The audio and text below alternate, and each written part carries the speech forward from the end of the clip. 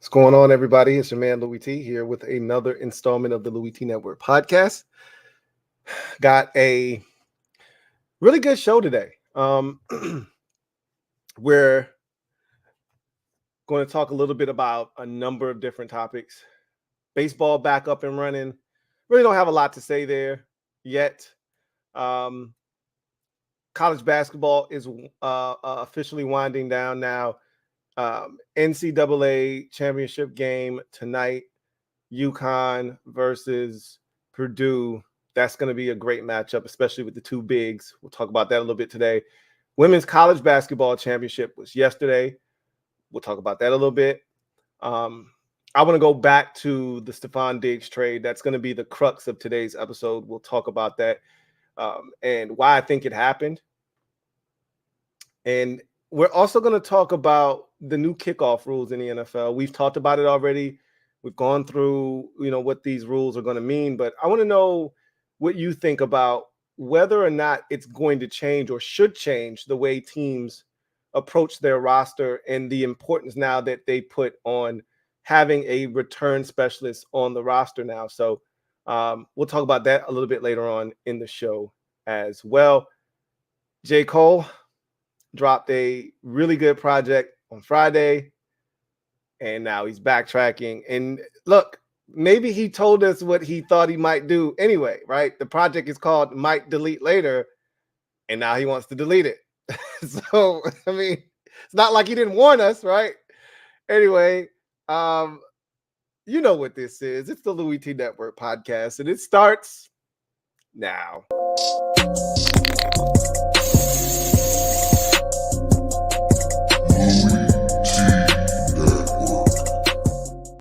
The Louie T Network is powered by MusicHead University. MusicHeads, classes in session.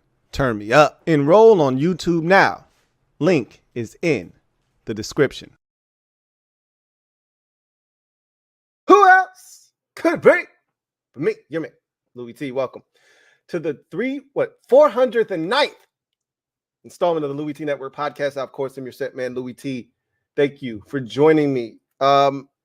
Let's talk about some of the happenings of the weekend before we progress to today's show and some of the topics that I want to get into and maybe some of the things you want to get into. You guys know how this works. If you want to have your comment read on the air, if it is pertinent, use the hashtag LouieTLive. And if it's pertinent, we'll discuss it. We'll get to as many of those as we can. Also, if you want to have your comment read on the air and you want to make sure and ensure that it is read, super chats are the way to go about that. So before we get into the crux of today's show, we're going to talk about some of the things over the weekend. Let's start with some non-sports related fodder. And it's J. Cole, right? So there's been this ongoing feud. Who's number one in the rap game? And there's this, I guess there's been this jockeying for position over the last 7 years or so. I mean, there's been no undisputed king of the mic for almost the better part of a decade, it feels like. No one's really jumped up and snatched the crown. And there's been really three guys that have been in the conversation. And J. Cole, we all know the names, J. Cole, Drake, and Kendrick Lamar. And so this is more media driven than anything else. What this kind of reminds me of is the conversations we have about whose team is it when it's, a couple of, big time players on the same team, Kobe, Shaq, LeBron, D Wade. We've had these conversations a million times. Whose team is it? Which to me is stupid as hell. And it breaks up these massive teams that have chances to do, like, who knows what Kobe and Shaq would have done if they would have stuck together. But that whole conversation around whose team is it? I think it drove a wedge between them, and egos get in the way, right? Happens all the time. And the media knows that in order to drive the narrative, beef sells in hip hop. And, Jay-Z and other artists, and I don't want to get too deep into it because I was going to talk about this on my music channel, MusicHead University, but and I may still do so, but beef sells. And I remember Jay-Z once upon a time telling Drake, hey, don't fall for the trap. They're going to try to come at you with these silly rap feuds, Don't fall into the trap. And when Drake first came out, he was like, yeah, I'm not going to respond if somebody tries to come at me. I'm not going to respond. That didn't last but all the 2 seconds, right? Because Drake's a businessman and beef sells. The whole beef with him and Meek Mill, that was all conjured up by the hype machine that is the record business. Those two knew what they were doing to sell records. It worked. It worked, right? I would even say the Nas and Jay-Z beef was all spearheaded by record sales. You know, again, a lot of times dudes are friends, and then out of nowhere, you're now beefing for something stupid and insignificant. And that's what happened to J. Cole and Kendrick Lamar, right? Like, you really don't even know what that beef started over. Everybody's going to point to the Control verse. J. Cole was cool after the Control verse. He was cool for like 2 years after the Control verse.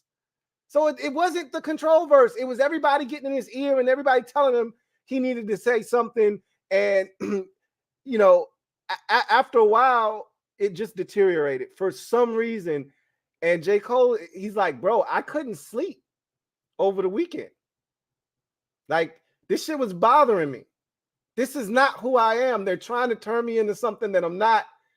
And as bad as I want to be recognized as the best dude in hip hop, if this is what it's going to take, I'm not willing to sacrifice my peace of mind. And this is who J. Cole has always been. So people are going to kill him. All right. They're going to kill him for essentially extending an olive branch to K-Dot. And I don't know if K-Dot's going to take it. I don't know if he's going to take it. And J. Cole already said, bro, if you want to hit me with your best shot. I'm sticking my chin out. You do what you want to do.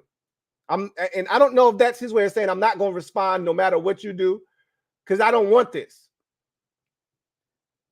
It's not about him being afraid. He's scared of Kendrick Lamar and what's going to happen. If that were the case, he would have never said anything. I just think he literally wants his peace of mind. And J. Cole has always been a dude that doesn't come outside, right? Why? Because he doesn't want all of the extra shit that comes with this. He just wants his money. He doesn't necessarily want the fame. He wants the accolades and the adulation of his peers that says, hey, you nice. Well, we already know he's nice. Is he number one nice? I don't know. And this is not going to help his case. Sort of like Drake for me. If you've got ghostwriting issues, and we know Drake can write, he's written for countless artists. But if you've got ghostwriters and we've already seen the proof, how can you be number one? Right? Like, this is a conversation I want to have on MusicHead. We'll do that down the line. My thing is, I'll just say this. I hate the fact that he put out 7-Minute Drill. I hate the fact that he put out this beautiful project, might delete later, and he wants to now delete it later. I do hate that. I hate that for him because of what people are going to try to do to him, what they're going to try to do to his legacy, how they're going to try to come at him. You know, the rap purists, the hip hop purists are going to crucify him. I mean, obliterate him. And we're going to find out just how tough J. Cole really is, because this one is going to be hard for him to come back from. And not from a standpoint of the guys, the people like myself who are going to listen. I just want good music. And generally, competition spurs good music. That's the only reason I'm interested. I don't care about the beef. I don't care about you not liking this guy or why you don't like this guy, although I am a why guy, which is why this whole J. Cole, Kendrick Lamar thing makes zero sense, because there's really no reason why. But I digress. I just hate that he dropped this project and then it was eating at him. And he's like, bro, I realized just how good I've been sleeping the last 10 years because I really couldn't get any sleep. I didn't have any peace of mind the last 2 days. And so he doesn't want this. And I've always told you, whatever you do in life, I've told you this many times, so you know that this is how I've always felt. And I'm not switching up on this for nothing, for nobody. This has always been the way I've felt, and this will always be the way that I feel. Life is about happiness. No matter what it is you're doing, You want to chase after money. You want to chase after fame. You want to chase after this. You want to chase. That's fine. If that's what gives you peace of mind, if that's what makes you happy.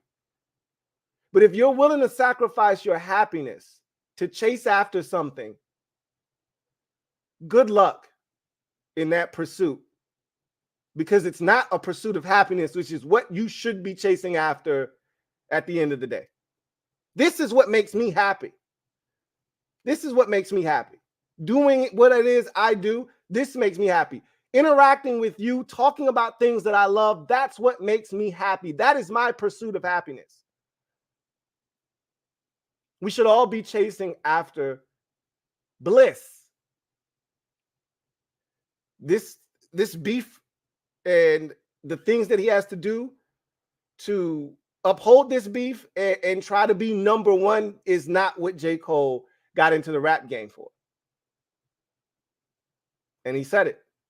And he's always projected that. Then things shifted about 5 years ago where he became obsessed with being number one because too often he was labeled as number three. And I think he just became so obsessed with being number one and tired of people talking about how Drake and K-Dot were nicer than him. And then I think those Grammy nominations got under his skin, even though he tries to downplay them. I do think they bother him. And all of a sudden he went from friendly competition, that's my guy, to nah, F him, F everybody, I'm the number one guy in the game. And it all culminated in this. I think he's recalibrating now. He's finding his north, if that makes any sense. But I digress. Let's get to the women's NCAA championship and really the women's semis and then the championship. That all took place over the weekend. The semis were Friday, and then the championship game was Sunday. And they continue to set records. The semis set records. The Iowa and UConn game set all types of records for the most watched college basketball game, men or women's, on ESPN in its history. So anywhere Caitlin Clark goes, it's going to do numbers. And so I hated the call. Let me just say this. It was a phenomenal basketball game. And I was wrong about what UConn was going to do in that game. I thought they were going to be blown out. I didn't think they had enough. I thought Iowa was going to run them out of the gym. And you could argue that it was the other way around, that Iowa almost got run out of the gym early. Then they settled in and they were able to make the comeback and ultimately pull away. And then they let UConn back in the game late. And Caitlin Clark had a chance to put Iowa up 3 with a couple of free throws. She missed one of them. And what happened, the sequence of events that happened afterwards, I hate to be this guy. And I was talking about this to somebody on social media. I hate to be that guy. But that call at the end of the UConn-Iowa game felt so, hey, we got to get Caitlin Clark in this finals-ish to me. Like, you can't call a moving screen, and she was barely moving on that. You can't, that's not how that game is supposed to end. I'm sorry. And I said this, and I meant this, and I believe this wholeheartedly. Had Caitlin Clark made that other free throw and they went up 3, that call doesn't get made. Because that would have ensured that Iowa wasn't going to lose in regulation. They may not have won the game in regulation, but it would have ensured that that game at worst was going to overtime. What they weren't going to do was allow Caitlin Clark to lose because they needed to milk this thing as long as they could.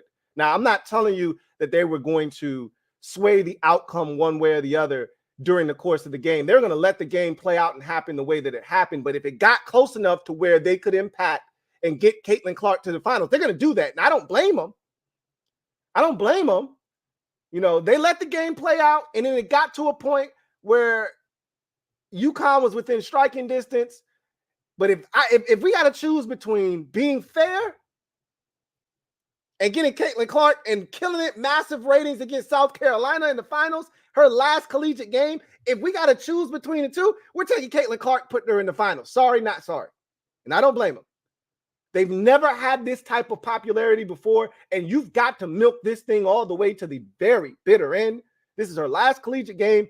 You're not going to let her lose to UConn if the game is close.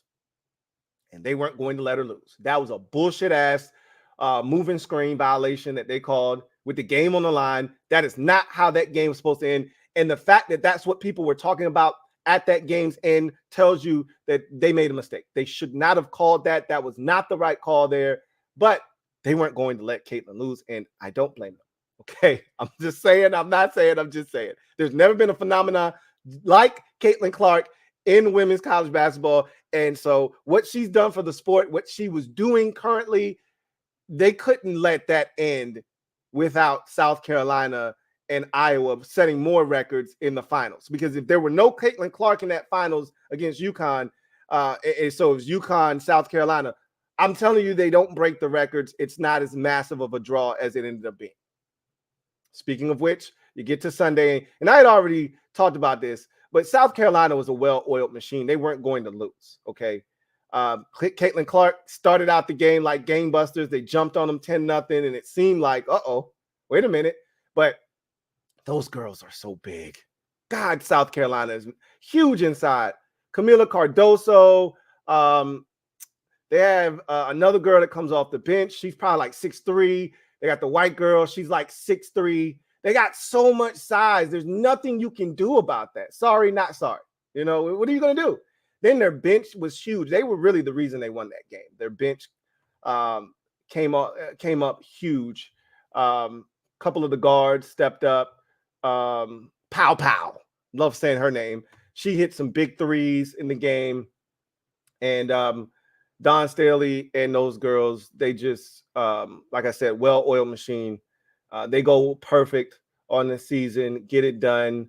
And I love me some Don Staley and so happy for her and those girls. And that was a fun game. Caitlin Clark scored 30. She did what she could do, but they missed a lot of open shots, did Iowa. They had chances. They just couldn't knock down shots because for as much as they talk about South Carolina's defense and how good it had been, it was the number one defense in the nation, and it was the number one defense versus the number one offense. Iowa got some good looks. They just couldn't knock them down in the second half of that game, and South Carolina pulled away. But it was a fun watch. I'm not going to lie. I got sucked into the Caitlin Clark women's college basketball black hole and abyss, and I enjoyed it. I did. I really did. And we'll see if she's able to take that momentum into the WNBA or if it dies in the WNBA. We'll see. And then we'll see if there's any carryover effect for college basketball. Is there another star that can pick up where she left off? Or is it going to just go back to being what it was before the Caitlin Clark star rose to epic proportions? We'll see, I guess. So there was that. That was the weekend, essentially. Side note, I watched the Mario Brothers movie over the weekend with my daughter and my wife, and it was great. I enjoyed it. We had been waiting for her to watch it this entire time, and I liked the plot. I loved Bowser. Bowser singing about Peach. Peaches. I loved the plot of the movie. I loved everything about it. Only thing I thought they could have done was somewhere they could have injected Yoshi into the mix. I thought they could have done that. You saw Yoshi when I think it was Mario going through the tunnel, right? The little the green tube that you go through in the game where he comes up goes down the tube, comes up the tube somewhere else. I think when he was going through that tube the first time, you saw like Yoshi floating around, I think. But they never actually put him in the movie. I would have loved to have seen them put Yoshi somewhere in the movie. But that said, it was well done. You know, sometimes when you take a video game, a very popular video game like that, and you make a movie out of it, it's hard to incorporate everything in there, which, you know, it's hard to incorporate every single aspect of the game, but I thought they did a really good job, even down to the little nuances of Mario jumping on a flagpole and sliding down. For those of us who know, we know what that usually signifies. Just little stuff like that. I really enjoyed those things in the movie. But long story short, it was a great movie. Enjoyed it thoroughly. And I wonder if they're going to make another one. Don't know if there's really a way to make another one, because you never really can kill Bowser. So I wonder if they'll make another one or not. We'll see. But anyway, I digress. I think we're 1 or 2 episodes away from finishing the terminal list. Like we jumped into that thing immediately, and then all our shows started to come back on. So we had other things to watch, and then we just jumped into 1 episode of the terminal list, and damn, it was so good.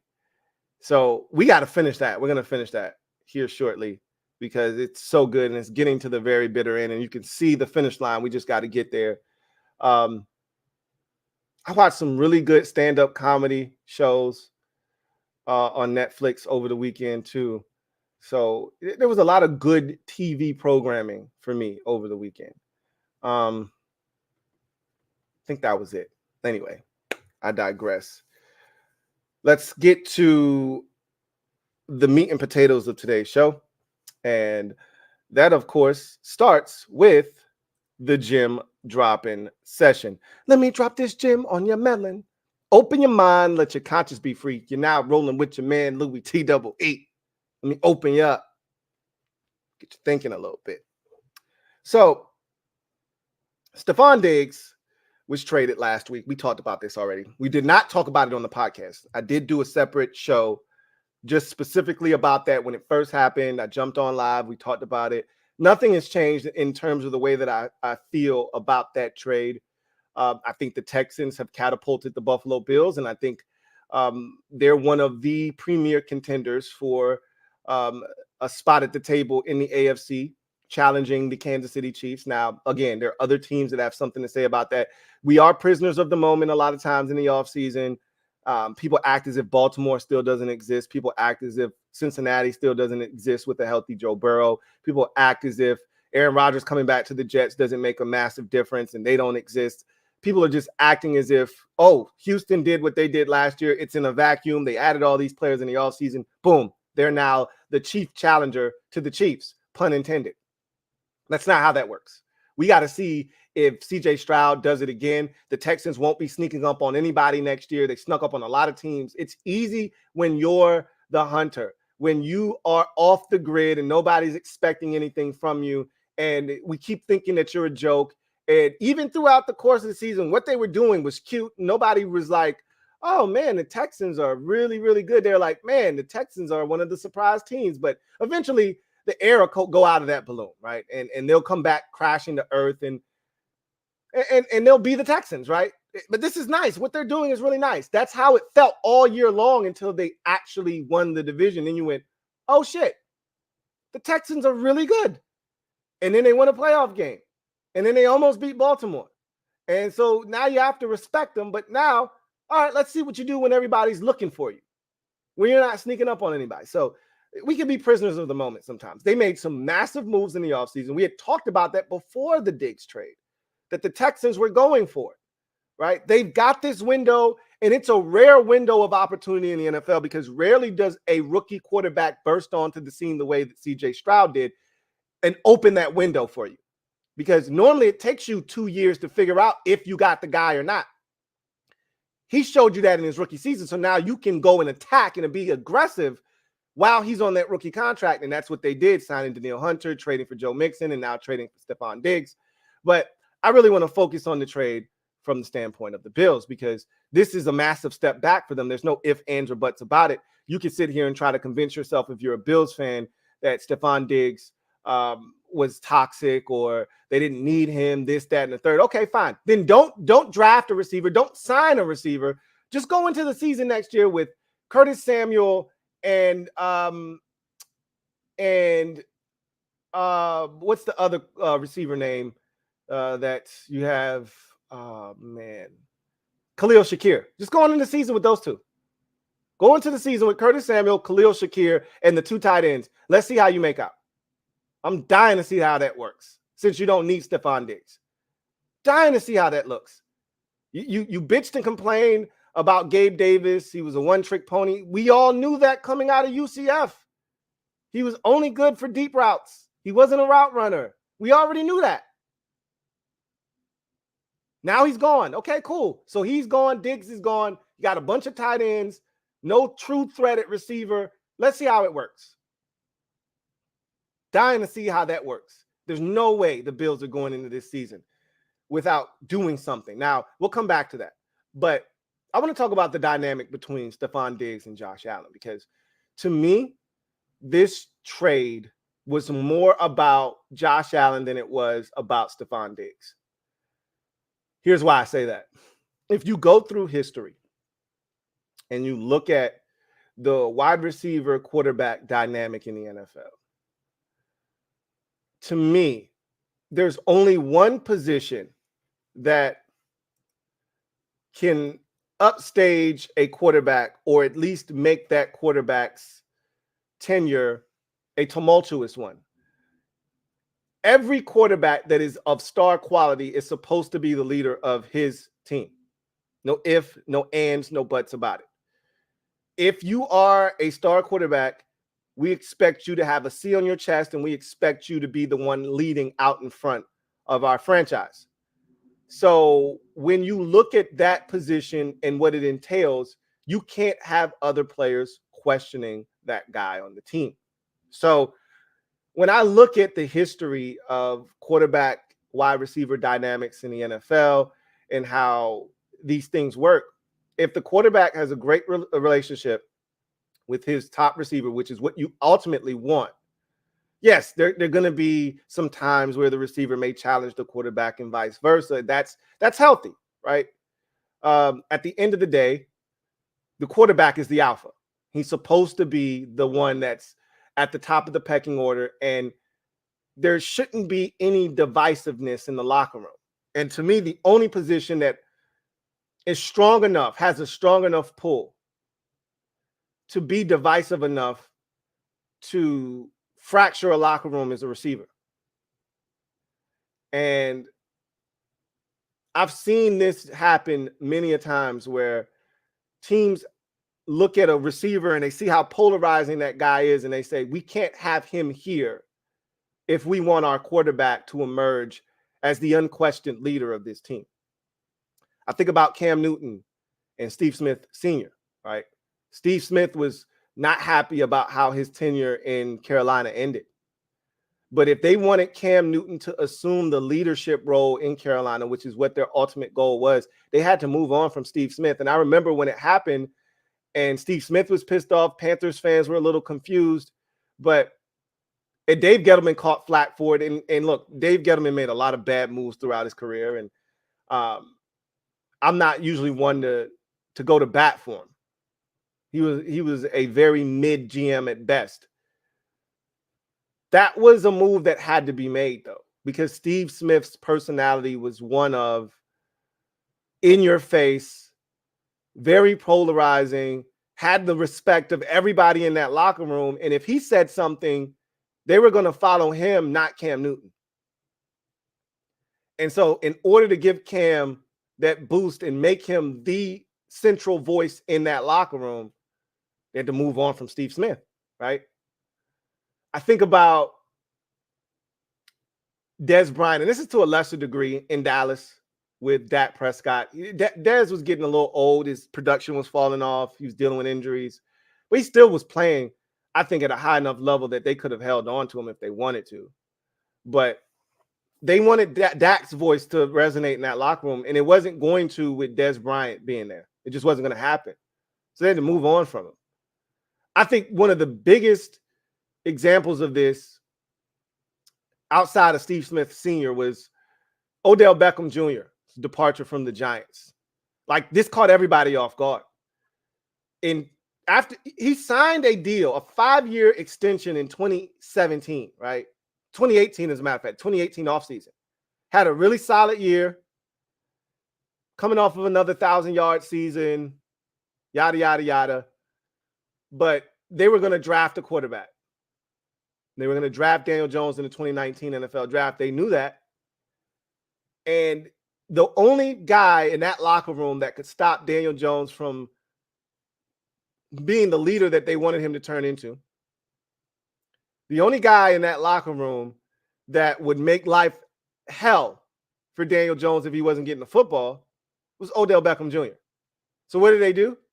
They traded him to the Cleveland Browns that offseason. Out of nowhere, caught everybody off guard because they wanted to clear the path for Daniel Jones to come in, not have any issues with anybody that he has to get the football to, not have a voice that was going to be louder or resonate more than the quarterbacks. And they wanted Daniel Jones to have a shot to be the leader of the New York Giants. Knowing his personality, he's not a very outspoken guy. He's not a rah-rah guy. He was already quiet to begin with Daniel Jones.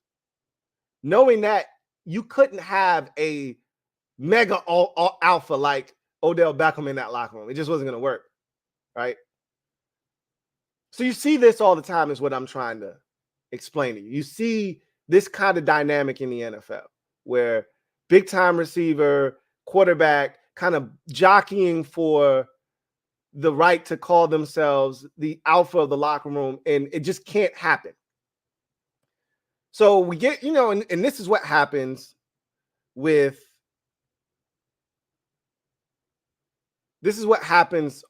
when we see a trade or something happen. We get all the messy details after the fact. Over the weekend, Josh Allen and Stefon Diggs relationship started to fracture after a week 1 loss against the Jets, in which Josh Allen got at Stefon Diggs, challenged him, got in his face, was aggressive towards him. Okay. I thought Allen was awful in that game, by the way. And so I don't know, the specifics of that whole altercation that they were referencing in that game and who did what, who said what. Josh Allen was ass in that week 1 loss. I thought the play calling was trash because once Aaron Rodgers went down, you could have run the ball 60 times in that game and you would have won 13-3. All you had to do was not turn it over, and Allen went out of his way to be special and turn it over like 4 times, which is what allowed the Jets to ultimately win that game. But that's nor here nor there. The bottom line is their relationship started out great.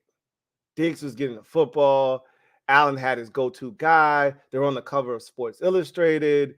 The two are inseparable. They're making big plays. This is great. He signs an extension a couple of years ago. This is where he thinks he's going to finish his career. Everything looks great. And then we start getting the offseason shenanigans. Then we start getting the bickering on the sidelines when he's not getting the football. Then we start getting into all of the, finger pointing and all of the, is Josh Allen forcing the ball to Stefon Diggs, this, that, and the third. And we get into all of this foolishness. And then all of a sudden, we get to a point where he's not being as productive. He's not scoring touchdowns. He doesn't have a 100-yard game after like week 6 or 7. He's not impacting the game in the way that we are accustomed to seeing from a statistical standpoint. He's still Stefon Diggs. He's still garnering attention. He's still opening up opportunities for others. So it's not like him not having big performances from a yardage standpoint was the only impact he had on games. This is what a true number 1 wide receiver does for your offense. He forces the defense to adjust and adapt their game plan to at least slowing him down, if not stopping him altogether. But it's going to take extra resources to do so. That's going to open up opportunities for the other guys on the football field. Anyway, you get to the offseason, and you could tell that there was this back and forth. And, we continued to hear things about Diggs, and I already said this already, thought it was really telling at the combine that their GM, Brandon Beane, went out of his way to talk about Stefon Diggs and how he was a part of this team and, he's not going anywhere. And I'm like, that kind of was unsolicited. You really didn't need to go that in depth about that conversation. So something felt off. You later hear that Josh Allen didn't know about the trade, but he knew that there were conversations. He knew about this shit. He didn't know that they were going to trade him, but he didn't stop them from trading him. He didn't step in and say, hey, guys, I would really like it if you didn't trade him. That's because he was okay with it. Like, yeah, he probably does need to go, right? Like, you don't make this kind of move. You don't take that kind of cap hit and put yourself in this type of position without having some sort of endorsement from your star quarterback who you just paid $800 million to. Of course, I'm being facetious here, but they paid Josh Allen a lot of money, right? As they should. You don't do this if you don't have the blessing of the star quarterback. Again, it's not like they're going to Josh Allen and having him weigh in on every single move that they're making offensively, but this is the number one receiver on the team. And I do think there was this feeling that, hey, we need to make sure that Josh is the unquestioned leader of this team and nobody is undermining him. And the only guy in that locker room that had the capability to do that was Stefon Diggs. And by virtue of that, I don't know if Diggs got messy enough to facilitate this trade. I don't think it got messy enough for him to have to be traded and eat a $31 million cap hit and put yourself in the position with no Gabe Davis now and now no Stefon Diggs. You got nothing at receiver.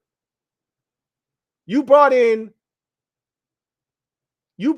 Curtis Samuel to be a third option / number 2 at best, but really Curtis's best work is when he's the third option and he could grow and blossom into that second option if need be. You didn't bring him in here to be anybody's number one. He's not a number one, and you're going to have to address it. Khalil Shakir isn't ready for a bigger role. He played well in the role that he was given last year, and you've put yourself in a really tough spot if you're Buffalo. You're not doing this just because you think that Stefon Diggs may be a problem. You did this because you know Josh Allen needs to be the unquestioned leader of that football team. That's why you make this move. You can try to convince yourself that the production was down. Go look at the numbers. The production wasn't down. Not that significantly. Over 100 catches again. Over 1,000 yards. Yeah, it was not the big time 1,400-yard season that you had been accustomed to in 22 and 20 and all of that stuff. But trust me, the production was down, but you could have gotten past that. It wasn't down enough to where he had to be moved. You were already paying him the money, so the money wasn't the issue. You were willing to eat $31 million. So what was it? To me, it's simple. Josh Allen is our leader, and we can't have anybody questioning our leader. We can't have anybody undermining his authority in that locker room. There's one voice that should resonate, and that's the voice of 17. Anybody else challenging him, anybody else making him look bad on the sidelines, we can't have that shit. And in order to keep the sanctity of our locker room intact, we're willing to move a guy that's a big part of what we do, but he's not bigger than the team. The next part of this is, so to me, just to wrap that up, this trade was more about Josh Allen and his standing within that locker room than it was Stefon Diggs and any disruption or, anything that he was, off the field or, anything that was bubbling underneath the surface. They just wanted to nip this in the bud. Josh Allen's our guy. And this was more of them supporting Josh Allen and making sure that it's widely known this is his team. No questions asked, nothing here to see. This is more about Josh Allen than it is Stefon Diggs, if you ask me. Now, with that said,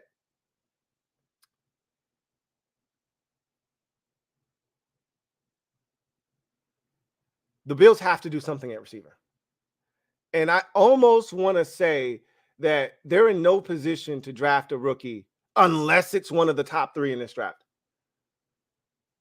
I've done my homework on the rest of these receivers after the big three. I've done enough homework. I shouldn't say I've done my homework. I've got more homework to do. But I've done enough homework.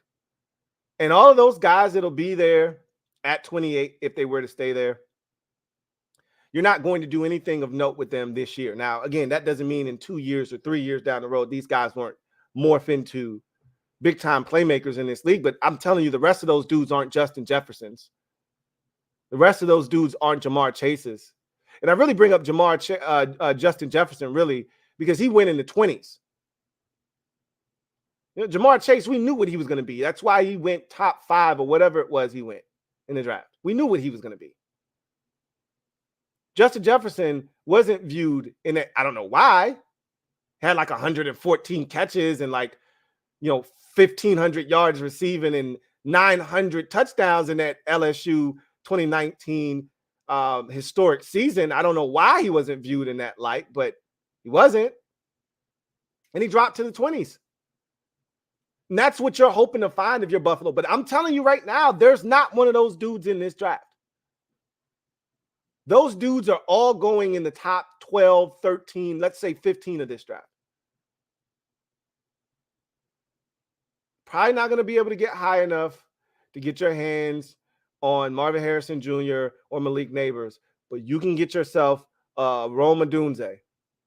And if I'm the Jets, or the Bills rather, I'm doing everything in my power to try to go up and get him. Because if you don't get one of those 3 guys, and you settle for one of these other receivers in this draft class, it doesn't really matter whether you get one at 28 or you wait to the second round or whatever you decide to address it. You're screwed. You're screwed for the upcoming season. And I'm not telling you that Josh Allen's going to fall off a cliff. He's still going to be productive, but you're not beating the Chiefs. You're not beating probably the Jets. You probably don't win the division. If the Jets stay healthy at quarterback, you're probably not winning the division with the way the offense is constructed right now. You struggle with the Jets already as is. When you had Stefon Diggs, you struggle with the Jets. You remove him from the equation, and now what are you going to do?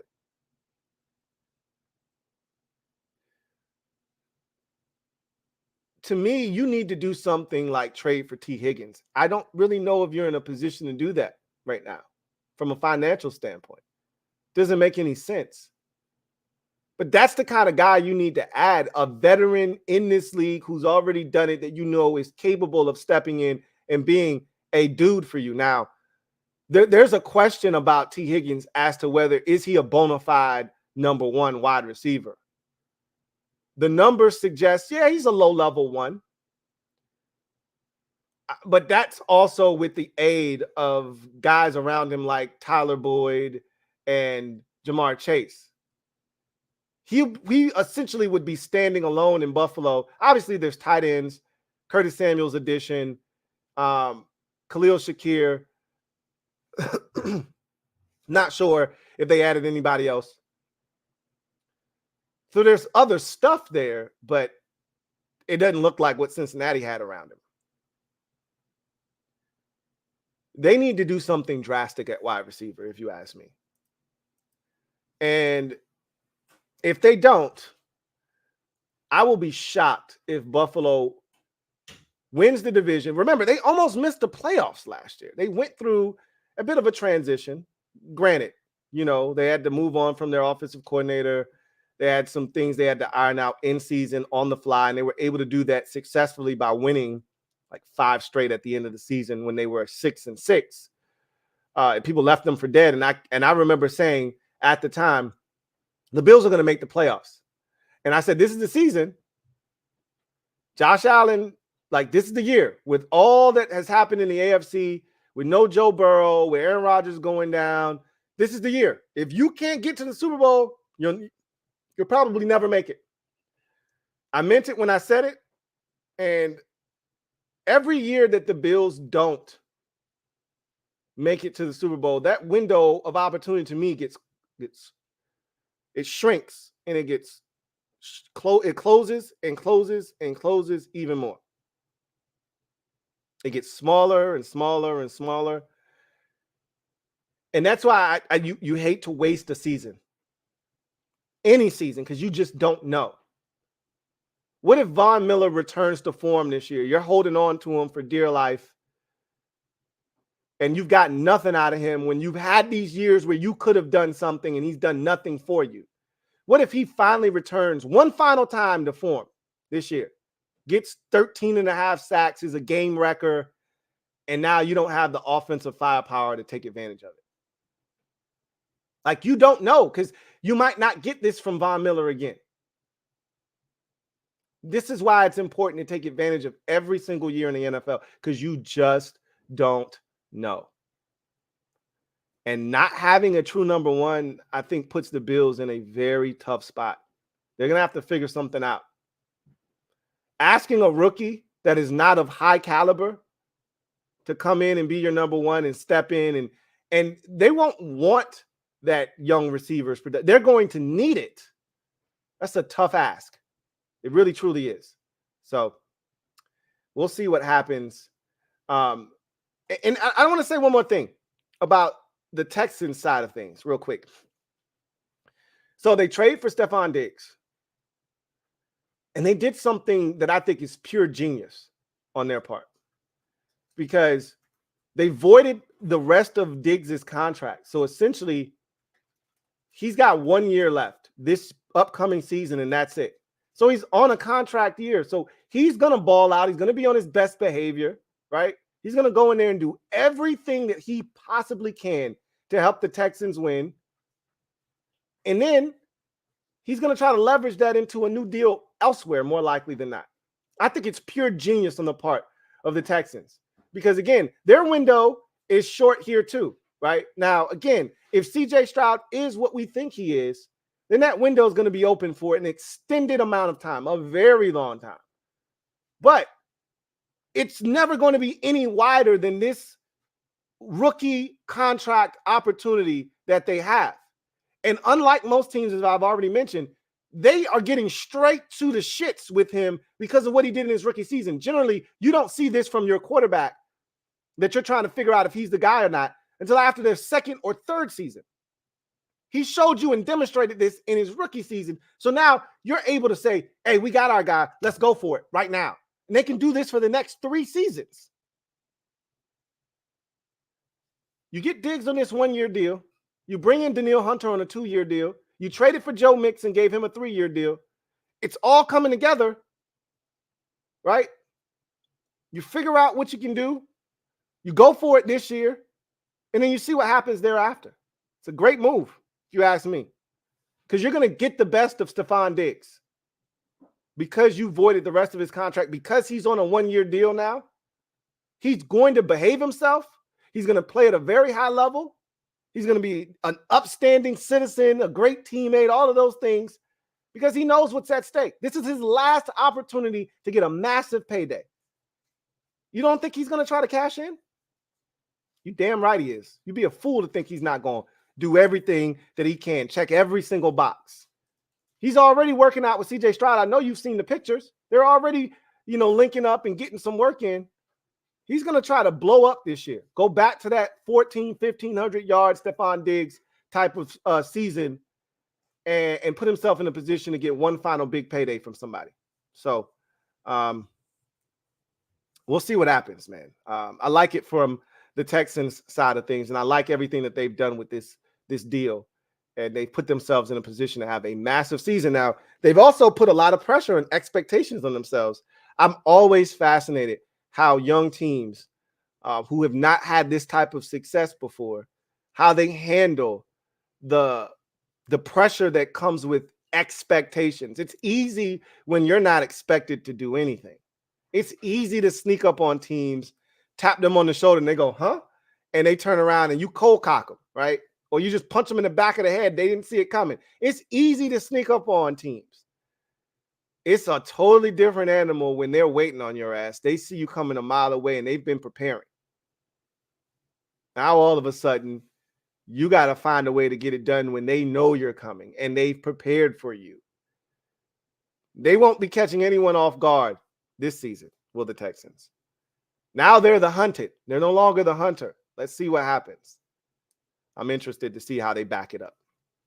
Anyway, I digress. Let's get to social media maneuvers. I'm a midday marauder. Y'all know what it is. If you're out there, you want your comment read, you know how this works. Go ahead, use the hashtag LouieTLive to have your comment read on the air if it is pertinent. If you want to ensure that your comment is read, super chats are the way to do so. Just a couple of quick tidbits on some things over the weekend to clean up on. We saw a couple of deals get done. I think Jordan Mailata's deal was towards the end of last week. We just didn't have another podcast to talk about it, but he is the poster child for what the IPP is supposed to be about. You know, he is the poster child from a standpoint of that is what you're hoping to get when you get one of these foreign players who's never really played football before, and you want him to come over here, learn the game, and assimilate himself to the NFL game and flourish and prosper. Jordan Mailata is the poster child for what the IPP program, what the IPP is supposed to be about, the International Pathway Program that the NFL has enacted to try to get an outreach and spread to other countries, get talented guys from other countries to come here and play the game.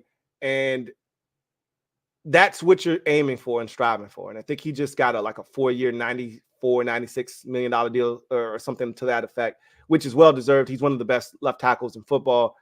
And you could see the talent there, but was he going to be able to make the transition? Jared Hayne was a talented guy coming from rugby as well that the 49ers gave an opportunity to. It just didn't work for a number of different reasons.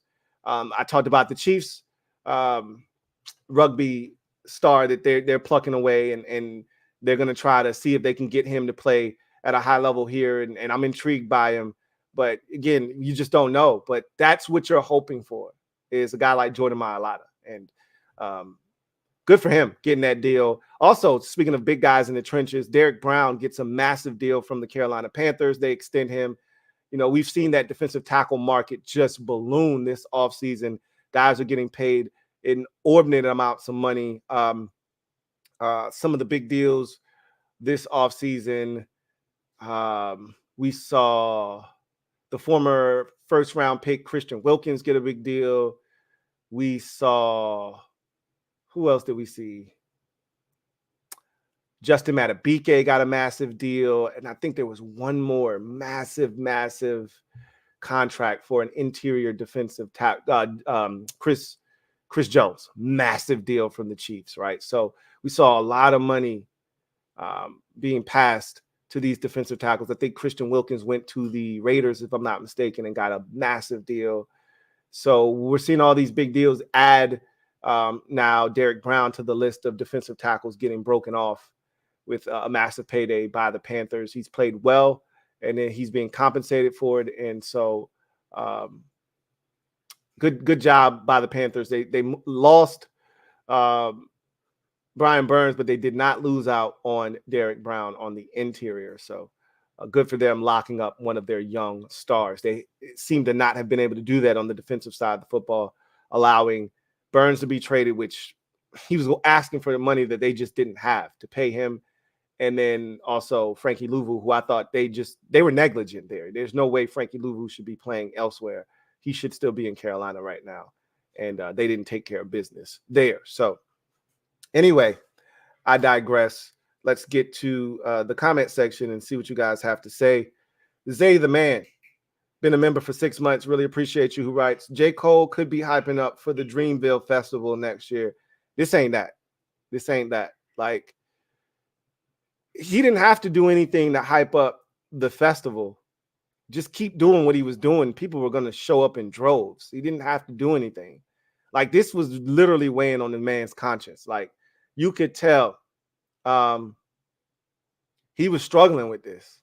Again, him and K-Dot were the best of friends. Remember, they were talking about this joint project for they teased it for 7 years, right? So these dudes were friends, and I don't think he ever wanted this thing to get to where it's gotten to, right? And again, I don't know if K-Dot's going to respond or not. I didn't think that what he said on the on the Metro Boomin Future track like that. I didn't think it was that wasn't a major diss. It wasn't really even a diss. All he said was, "It ain't us three. It's just it ain't big three. It's big me." Like he didn't even say anything for real. At the end of the day, I just think J. Cole values, and he's exhibited this throughout his career. He values his peace of mind over, the accolades. And even though there's been this philosophical shift over the last 5 years with him, where he's really prioritized making sure everybody knows he's the number one MC in the game, I think the bulk of his career, and he even said this in his apology, essentially, to K-Dot, he even said, I got to get back to what my music was supposed to stand for when I first got into it. And then he went into Love Yours, right? Like, that's the kind of music he wants to make, uplifting music. And we've seen that. He was with what's the name of the damn drill rapper from Chicago? I don't know why I'm blanking on it, but the All My Life song, like that's the kind of shit J. Cole usually is a part of, right? Like uplifting music with a positive message. And then when he needs to get in his bag, he can get in his bag, right? But that's the kind of shit that he likes to do. So I think this one was kind of eating at him, and it is what it is. Like I'm not upset. But I know the hip hop, the core hip hop fan is going to eviscerate him. So I just hope that he goes into his little bubble and he's insulated from all the shit that's going to come his way, and he's able to take this, because once he put that project out and he went as aggressively and as hard as he did, you can't put that toothpaste back in the tube. You can't put that genie back in the bottle. He made that wish. You can't undo it now. So Benjamin Bellamy, thank you for the super chat. Greatly appreciate you. Thank you for being a member of the MOBB, who writes, "Nah, Lou, stop capping for that man. G let Nas down. He let Jay-Z down. He let hip hop down. He will forever get the bronze." I mean, and if that's how people are going to take it, that's what it is. That's what it is. At the end of the day, he had to know what the backlash for him doing this was going to be, right? He's not dumb. J. Cole's a very smart guy. He understood that coming out and apologizing, what that would mean for his legacy, what that would mean for the way he's perceived, and if that means he's going to take the bronze medal now from here on out, so be it. I think his happiness and his peace of mind is more important to him than getting the gold, right? Being at the top MC. And again, I've always said it's about being happy in this life, and what makes you happy. Everybody's motivating forces and driving forces are different. Drake's driving forces is money, numbers. That's what Drake is after, right? And he does a hell of a job doing it. And he does a great job of marketing and doing things that put him in a position to sell a bunch of records and make a bunch of money. And that's what he's after. And if being number one comes with that, so be it. But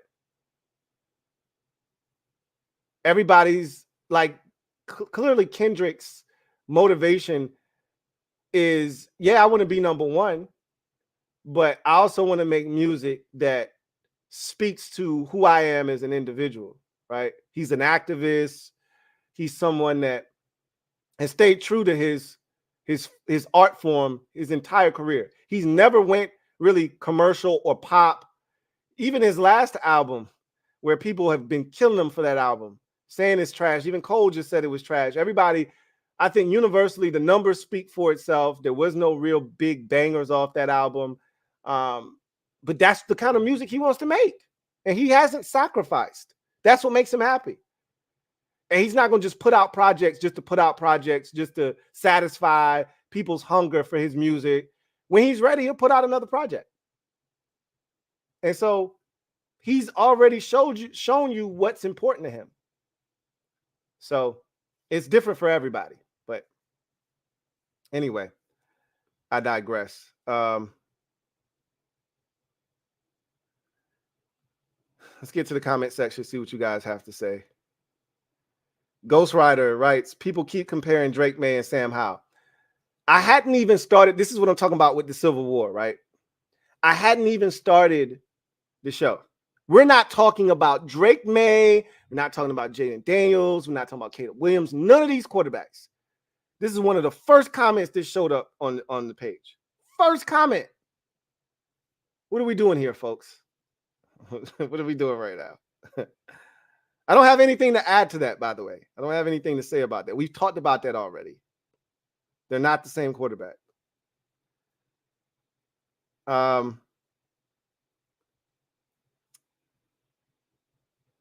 Let's see. Max Custom Kicks writes, how you been, Louie? I'm good, man. I got no complaints over here. Did you see the solar eclipse? No. That was a thing that was cool for me to see when I was like 9 years old, right? I saw one when I was a kid.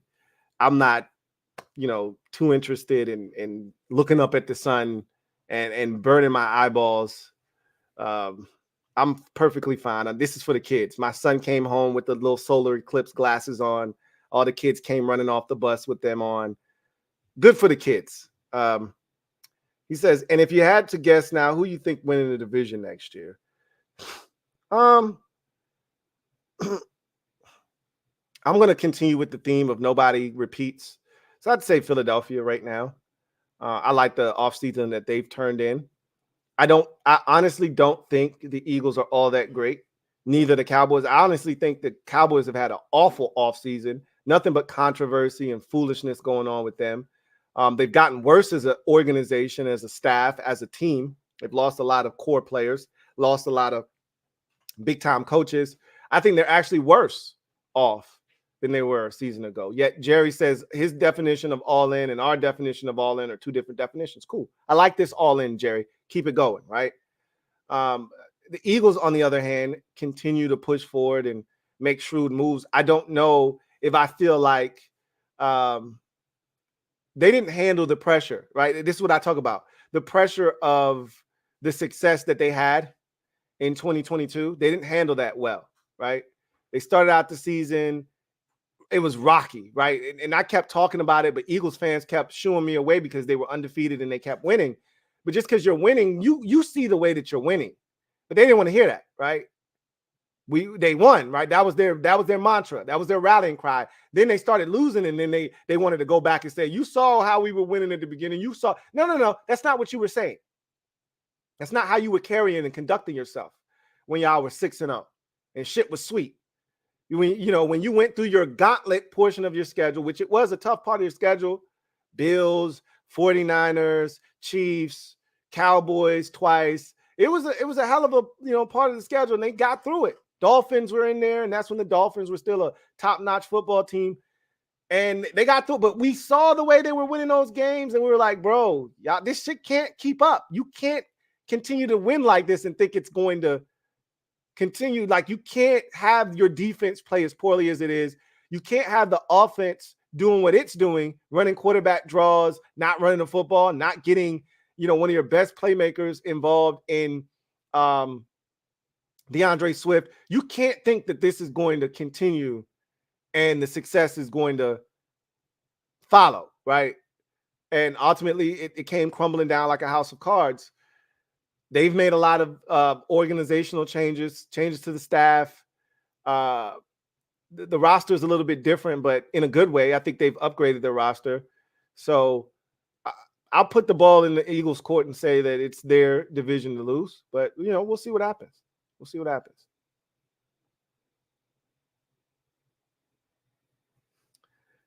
Miss P says, did you see Meek Mill talking wild to Wale? No. But everybody talks wild to Wale. Like, first of all, like, Meek is in no position to talk crazy to anybody after the whole Diddy situation. Like, you still have answers that we're looking for. There's a lot of questions right now. Matching outfits in the pool. I got questions, man. And until you answer these questions, I've seen your name pop up in affidavit. I need answers to these questions before you start popping off at the mouth at anybody. No, I didn't see what he said to Wale, but everybody, I don't know why there's this perception of Wale that he's soft. I guess kind of music he makes or whatever. But dudes have been coming at Wale's neck for years. For years. Remember when they had the show Everyday Struggle? Academics, DJ Academics, who's a clown, but he's good at what he does. I'll give him that. And Joe Budden, they were on the show together. And I remember Wale getting upset because Academics and I don't think Academics was wrong. He was just talking about what the perception of Wale was. And Wale didn't take too kindly to it because it kind of painted him in this kind of, soft light or whatever. And I don't think Act said anything wrong necessarily, but Wale was like, bro, don't speak on my name, yada, yada, yada. And he came at Act and they had a back and forth or whatever. At the end of the day, it seems like everybody likes to come for Wale for some reason. Maybe it's because of, flower bombs and, Lotus flower bombs and things of that nature. And the kind of music that he's made throughout his career, I think has led people to believe that, hey, we could try Wale. Like he ain't a lyricist or something. I don't know. But again, Meek can't say nothing to me right now. You just pipe down over there, buddy. Okay. You just pipe down over there. Door Gunner. Thank you for the super chat. Greatly appreciate you. Thank you for being a member of the MOBB. Door Gunner writes, been a hot minute since I came in and said hi. What's up, Door Gunner? You within striking distance, always. You see what I did there? Maybe you did, maybe you did. But it never feels like you're that far away. So always good to hear from you, man. I really appreciate you, as always. Let's see. I see y'all talking about J. Cole's soft. He's no killer. J. Cole isn't a killer. I think that's been established. He's one of those, I'm no killer, but don't you push me type dudes. Don't you? Because if you do and he's forced to do it, he can do it. But he's no killer, man. Jermaine isn't about, now, like, I put it this way. If it's a dude that he has no love for, no respect for, I'm pretty sure he has no problems going in and crucifying him. But he's never really been that kind of adversarial guy in his career. Like he's never really had true beef with anybody. This was beef that I felt like was conjured up by outside forces. This was never truly a K. J. Cole beef. This was beef that was from the outside that infiltrated in and created this thing, right? Anyway, I digress. Christopher McLaughlin, thank you for the super chat. Greatly appreciate you. Christopher says, hey, Lou, hope all is well with you and the family. 2 questions. First of all, thank you. And hope you and the family are doing well. Also, hope you had a great weekend and hope you're looking forward to all of the upcoming events, including tonight's national championship game, which is why we're doing this podcast now. I didn't want to step on the toes of the national championship and force you to have to watch both at the same time or have to choose. I didn't want to put you in that position because I know I'm going to be watching the national championship game. And I was going to come on afterwards, but for some reason, they still think it's a good idea to start this thing at 9:20, which is what time it's going to begin tonight. And I'm like, bro, you stay sacrificing us on the East Coast, like really shitting on us for the West Coast viewer, right? It ain't our fault that they live on the left coast. Don't make us suffer for them, okay? So look, it's not a problem for me. I'm a night owl, so I'm gonna be up. But it's a lot of people. Like my dad is like, God damn, you trying to get me to stay up till 12:30 to watch this damn game? That's a tough ass, man. These college basketball games be going on forever too, especially if they decide to have one of those games that has 80 million reviews, which college basketball games tend to do sometimes. We'll get into that a little bit later, though. Anyway, he says, how open do you think the Commanders are to signing Stefon Diggs in free agency in 2025? how much of a chance do you give Purdue to upset UConn tonight? And why? Well, shit, you just gave me an opportunity to talk about UConn and Purdue. I was going to do it a little bit later, but you just gave me the opportunity that I need to go ahead and talk about it now. So let's start with Commanders and Stefon Diggs and him being a free agent next year. No, I don't think the Commander, he to me isn't the type of guy that they're going to look to add to this football team. They want guys that in their mind are going to be great locker room fits, especially if you got a young quarterback. The last thing we just talked about him potentially undermining Josh Allen. If you want your young quarterback to grow into the leadership role and become the captain of the team, last thing you need is a receiver that, if he's not getting the football, is going to balk, is going to be upset, is going to be visibly animated on the sidelines and showing up your young quarterback. You don't need that. That's why the Giants traded Odell Beckham Jr. before he could even sink his teeth into Daniel Jones, because Daniel Jones won't built like that. You know, Eli would look at, like, you know how Jalen Hurts looked at A.J. Brown last year when he was doing all that barking, and Jalen just looked at him like,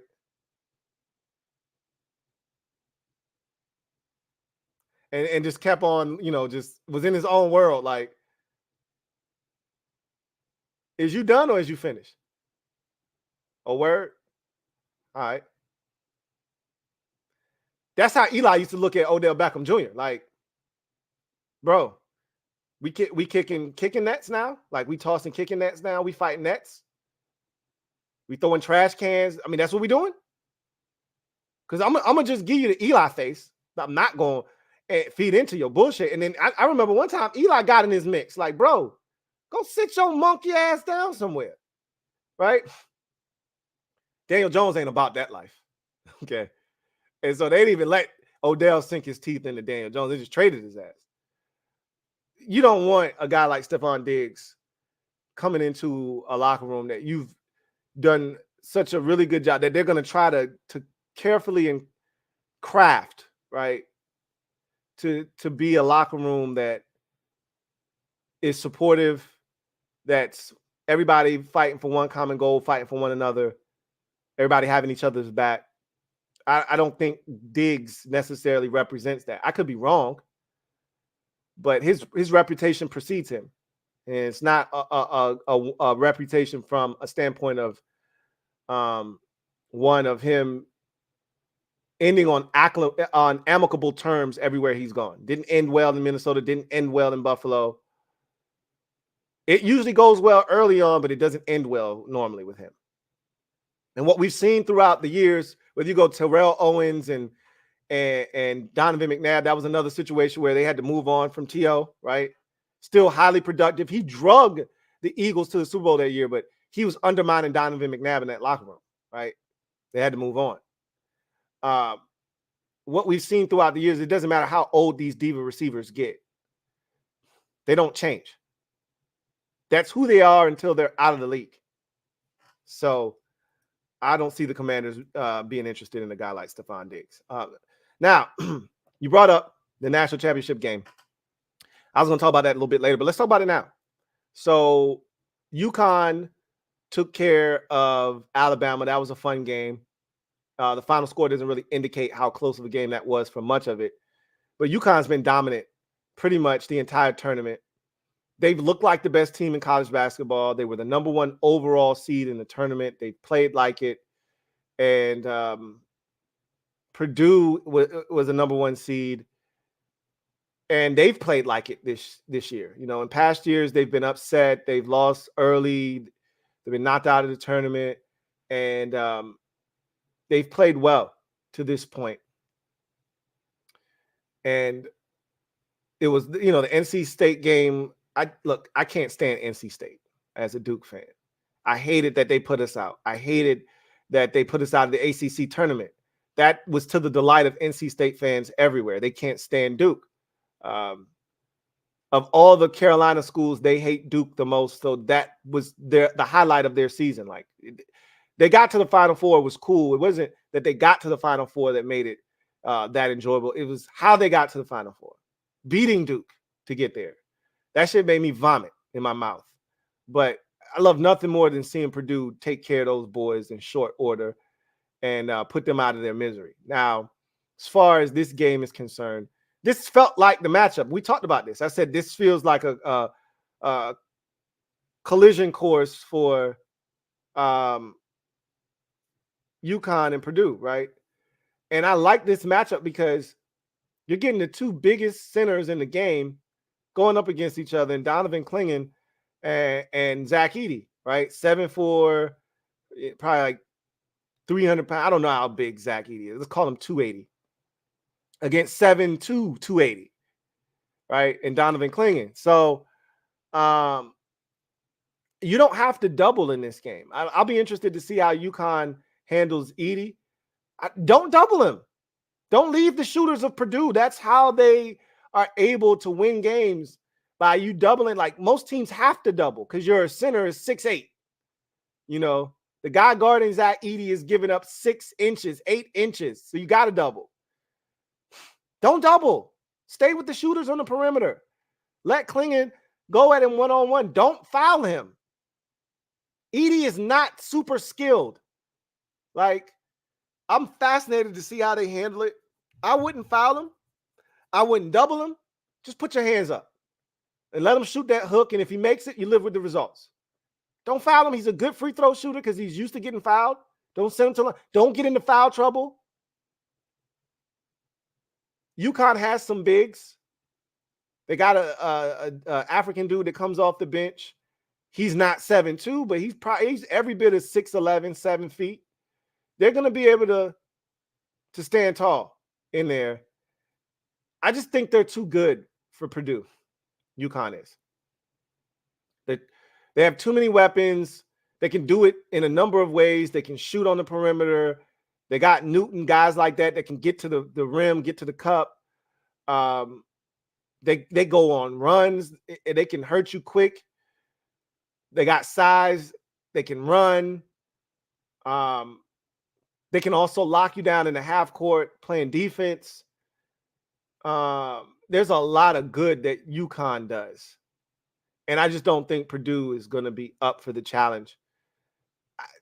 There could be a little bit of nerves with UConn early, but they've been in this situation. They won the national championship last year. There could be a little bit of nerves early by both teams, which will lead to not a lot of points early. But if UConn gets out and runs early, I think they could make easy work of Purdue. I expect UConn to win, and they've been winning every game by double figures. Most of these tournament games, they've been up by 30 at some point. I think the game against Alabama was the first one that they didn't have a 25 or more point lead at any point in the game. But they ultimately won that game going away. I could see them doing that here against Purdue. And I wouldn't be shocked if they won this game going away, like to where it wasn't even close. Maybe halftime they're up 6 or 7, or it's a 4-point game at halftime. And then early stages of the second half, they go on like a 8-9-0 run, push that thing up to 16 or 13, and never look back. I think they're going to win this game and win it convincingly. The only thing that I think could hurt them is if they get into early foul trouble, they being UConn, and it forces them to change their strategy, and now they have to double. And now those Purdue shooters get clean looks, and they knock them down.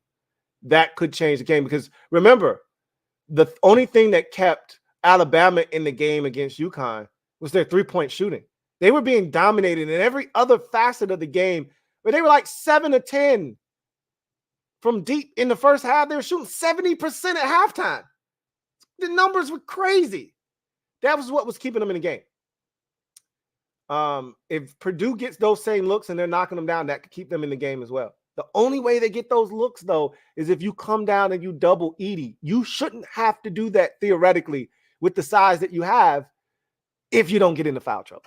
That's going to be the key. Don't get into foul trouble. I think UConn wins this game going away. Anyway, thank you for that super chat, Chris McLaughlin. Let's see. See where we left off at.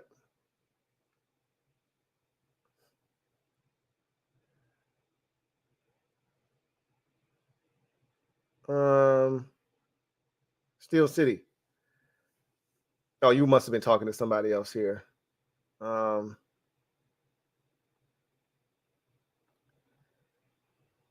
Ghost Rider says, you think Diggs come to Washington? We already answered that. John Wynn writes, people from Buffalo Bills wasted so much money by getting Stefon Diggs from the Vikings and then getting rid of him a few later. It's ridiculous. They didn't waste anything.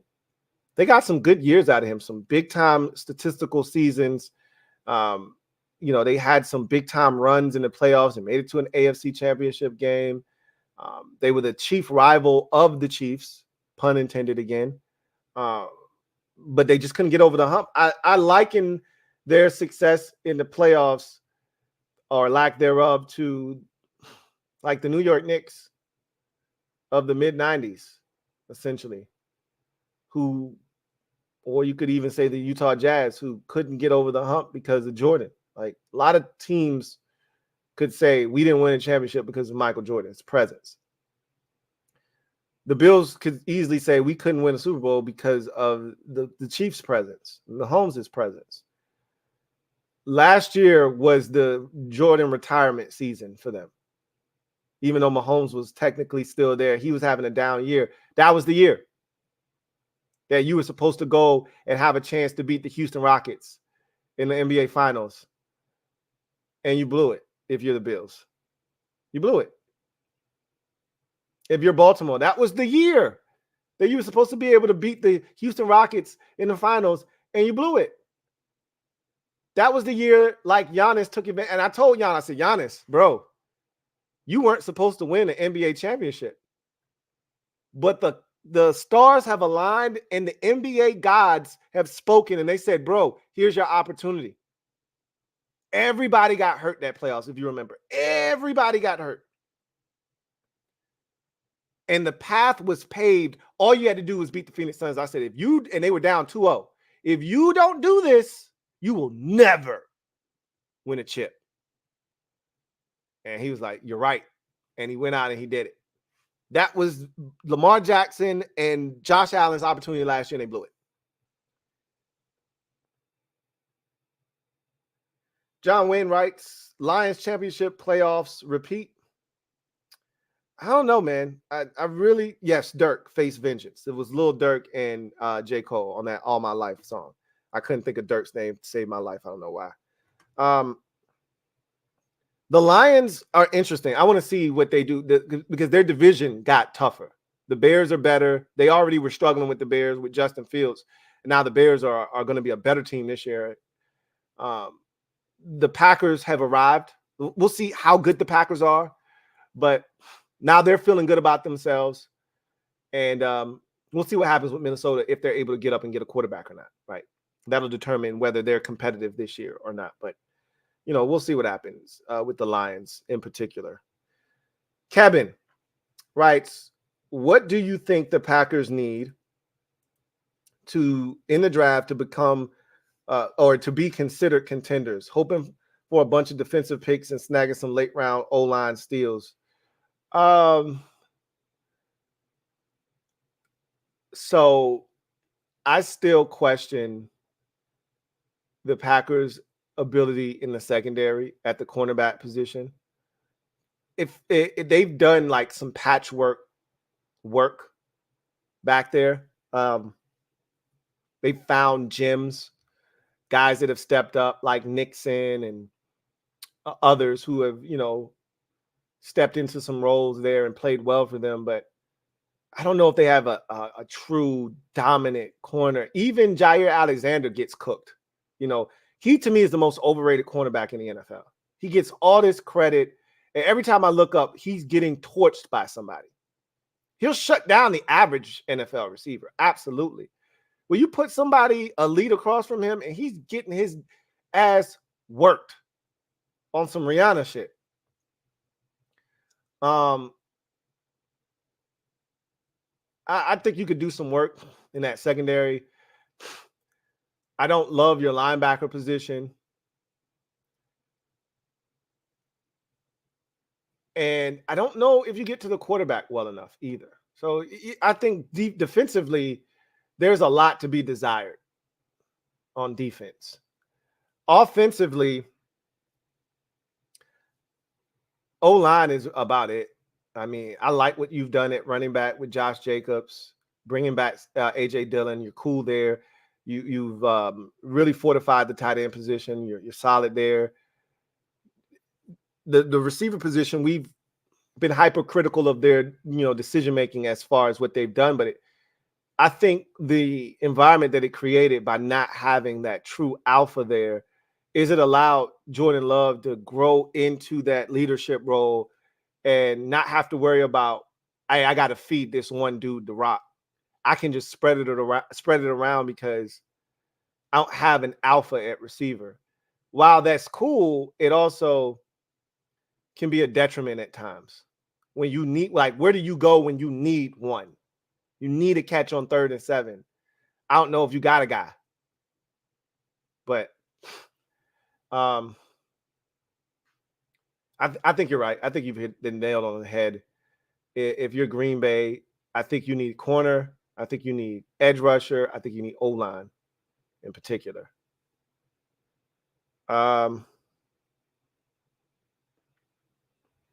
Face Vengeance. Thank you for being a member of the MOBB for 3 months. Who writes, does Cowherd saying we're taking JD confirm Drake May? LOL. I mean, if you listen to anything that Colin Cowherd says, then bless your heart. Nobody knows anything. I don't subscribe to anything that's being said right now by anybody because nobody knows anything. I'm out of the market of trying to guess. I've already told you how I feel multiple times. I'm in the house. I have nothing more to say about the quarterback position because I can't win. All right. There's no winning. If I say anything about these quarterbacks, somebody's coming for my head top. I mean, and they're coming at me with some vicious shit. I'm like, whoa, wait a minute. What are we doing right now? This is all I said, and this is what I get. Like, bro, I'm in the house. My doors are shut. They're locked. I'm looking through the blinds. I don't want any of the smoke, bro. We'll just wait until the draft pick is made, and then, then I'll go to bat for the guy that we select at that point. He's a part of the family at that point, and then I'll be willing to take whatever comes with that territory. But I can't do this for somebody that's not even a part of the fam yet. Duncan Wright, thank you for the super chat. Greatly appreciate you. Thank you for being a member of the MOBB, who writes, Bills, UConn, NBA gods, Lions, what the heck? Man, you want to talk about the Commanders for once today? You're not a Commanders fan, and all you want to do is talk about how we suck. Why do you care? Is what I want to know, Duncan. This is my podcast. I get to talk about whatever the hell I want to talk about. This is not a Commanders show. Okay? You know that. You've been here long enough to know. Why do you like trolling? That's my question. It's too early in the afternoon for you to already be five beers in, 3 shots in. It's too early. Save that shit for later on in the nighttime. I kid. Anyway, let's get back to the comment section.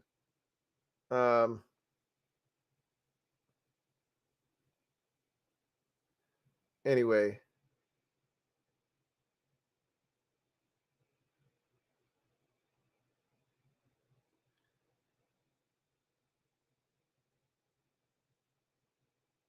Ghost Rider says, I think Jalen wants to go to the Raiders. He does.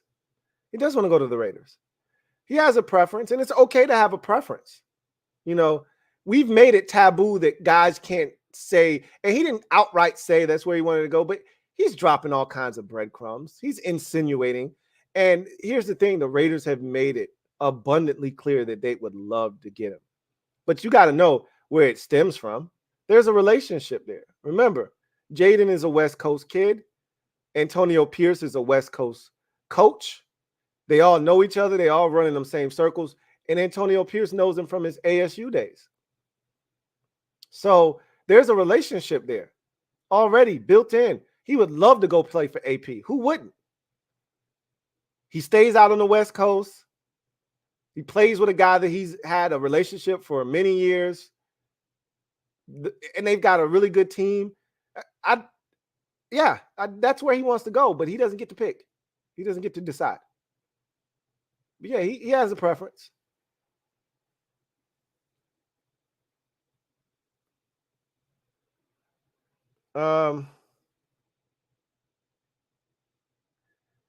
Milfman 1986 says, will there be another Super Friends stream? Because those videos were the best thing on YouTube. Was there a breakup, if you don't mind me asking?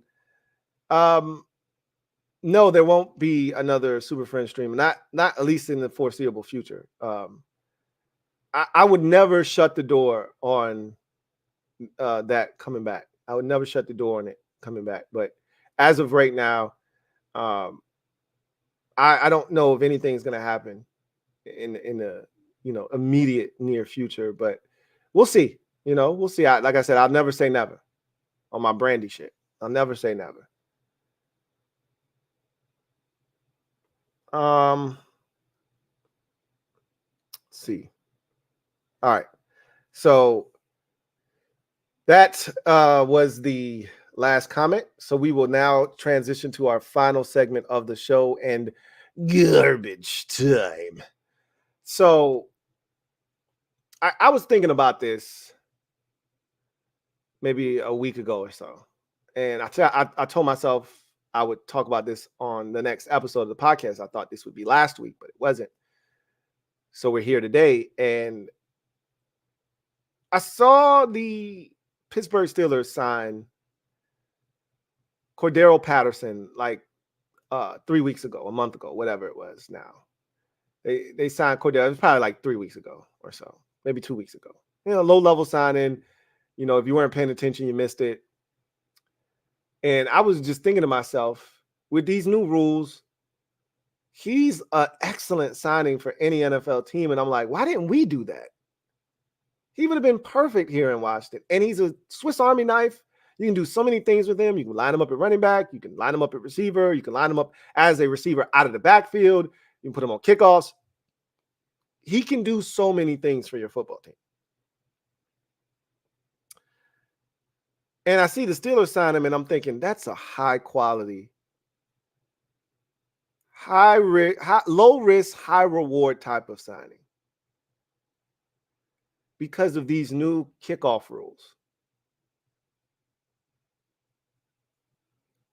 And the NFL says statistically they expect about 25% more returns this year than in previous years due to the new rule changes. If that is in fact the case, then you would likely see an uptick in returns for touchdowns if guys have the ability to do that. So it got me to thinking, do you as a team now need to prioritize, because it became somewhat of a luxury position. You don't need to address kick returner. That's what it became because you weren't returning them anyway. You're getting it at the 25. Why risk it? Guys are kicking it out of the back of the end zone anyway.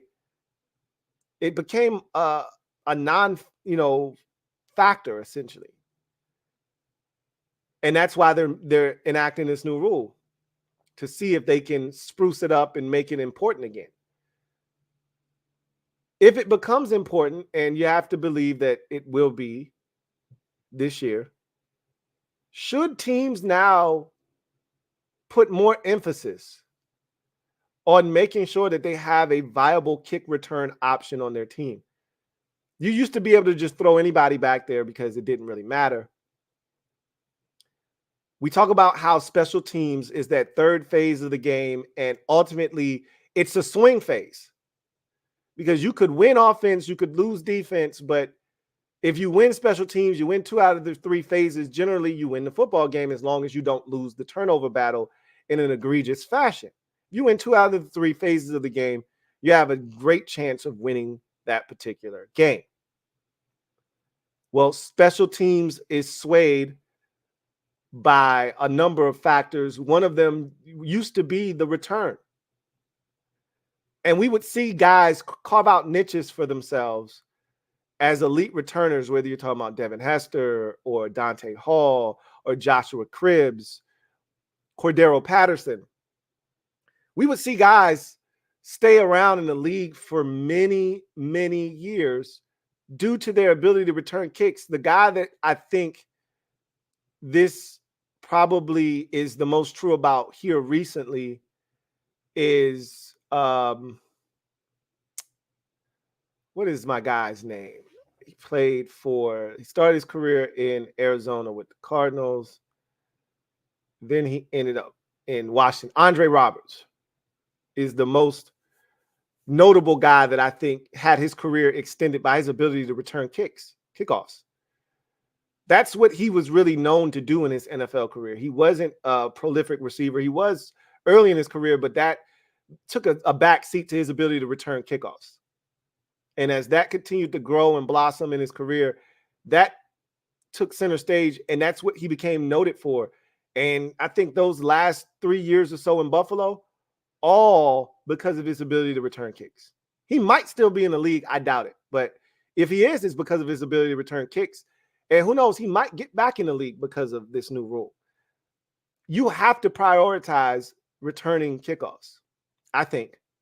If you expect teams to try to pop the ball up in that kick zone or whatever and get you to return it,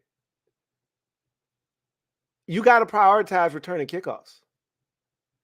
And because it's been a non-factor for so many years, there aren't any elite return men really in the NFL right now. There were guys that came into the league as elite returners from college, but like Darius Davis, for instance, last year came into the NFL, had 4 kickoff returns for touchdowns out of TCU, got drafted in like the 4th round by the Chargers last year. Maybe the Chargers stick him back there on kickoffs now. He serves another purpose. But there isn't a guy this year, particularly in this year's draft, that comes in with that kind of ability, those kind of numbers and that kind of production. But there are some interesting guys at the running back position in particular. Texas has a running back that had a touchdown on a kickoff return this year. I think he ran like a 4.43 or 4.42 at the combine. So, Tyrone Tracy from Purdue is another guy that kind of is intriguing. I think he ran like a Moses Malone 4.44 or 4.47 or something like that. He's got a kickoff return. Do you draft one of these type players who, might be able to help you at running back, but you're more so looking at it from a special teams kickoff return lens, saying, hey, we need a guy now. I think you may have to prioritize the return game now and dedicate at least a roster spot where you didn't have to before. You could keep a 5th or 6th receiver at the back end of your roster, and if he could return kicks, cool, but he didn't have to. As long as he played some sort of special teams and could help you in a pinch at receiver, he was fine. Now that 6th receiver, if you're keeping a 6th receiver, he better be able to return kickoffs, return punts, something. I think that's something that teams are going to have to entertain now.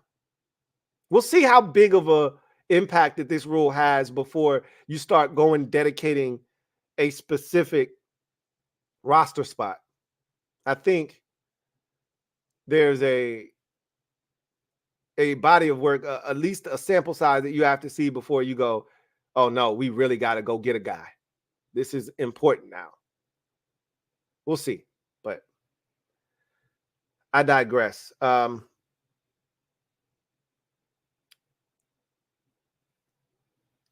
think you're going to see Cordero Patterson return a kick for a touchdown this year. You're going to see teams that have a legitimate, viable option at kickoff return. You're going to see teams change games with these returns potentially. And this is a copycat league. And if you see a game or two swayed in one direction or the other because of the ability to return kicks, you're going to see everybody jump on board and say, hey, we got to get us one. We'll see how it goes. That is going to do it for garbage time. And for me, your man, Louie T, I do have a super chat. Thank you for the super chat. Reshi, greatly appreciate you. Who writes, Lamar let the running back jokes get to him. Stopped running. I've always talked about this, and you can go back in the archives. We've talked about this on this podcast, and I've talked about it numerous times. We see this with black quarterbacks all the time. I call it the black quarterback complex because black quarterbacks come into the NFL with this expectation of them being runners. And for some reason, they allow that conversation to be louder than the impact of their legs, making them a threat stand on its own. And somewhere along the way, they feed into the narrative of, I got to prove to them I'm not just some run-in quarterback. I can do it from the pocket. And look, you got to be able to throw from the pocket. Who are we kidding? You want to win something of note, you're going to have to do it from the pocket. But what makes Lamar Jackson is his ability to hurt you with his legs and the dual threat nature of what he brings to the table and how you have to defend him because of his running ability. We did not see that in the playoffs. He won the MVP not just because of his ability to throw the football, but because of his ability to hurt you with his legs. That's always been a huge part of his game. And in the biggest games of his career, he chose not to run. And I don't understand that. And I'll never understand that. And you see it all. Robert Griffin III, another case in point. His rookie season was all about his ability to run. That's what hurt defenses. That's what made his throwing windows so wide ass open. And he didn't get hurt because of him being a scrambler, right? Like a designed run. He got hurt because of his inability to slide. That was always his problem. He did not know how to slide. He got a concussion in the Atlanta game in his rookie season. Why? Because he did not know how to slide. He got the Haloti Ngata hit. Why? Because he did not slide, right? And ultimately, that's why his knee buckled on him. So he really got hurt, not on a designed run. That Haloti Ngata play was on a broken play where he ran on his own. And he didn't want to run anymore. Him and his dad decided that my son, can throw from the pocket. And we saw what you did with Kirk Cousins. We saw the game plan you put in for Kirk Cousins. We want you to do that for him. We don't want to run the ball anymore. Well, why not? That's what made you the number 2 pick overall in the draft. That's what made you the 2012 NFL Offensive Rookie of the Year. Why not? Because of that stupid black quarterback complex. We see it all the time. It's unfortunate, but it is what it is.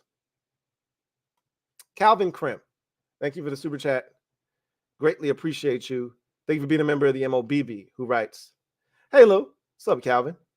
First thing I thought of when I heard of the new rule changes was that perhaps keeping Joey Slye might have been the better strategic option.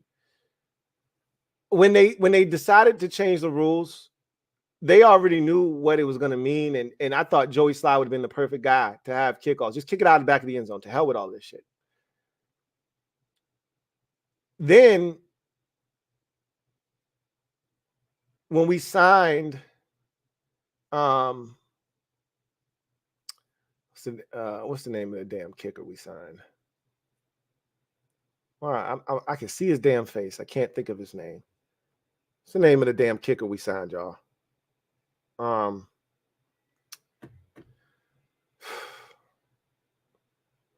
Anyway, somebody will tell me what his name is. I can't think of his name right now.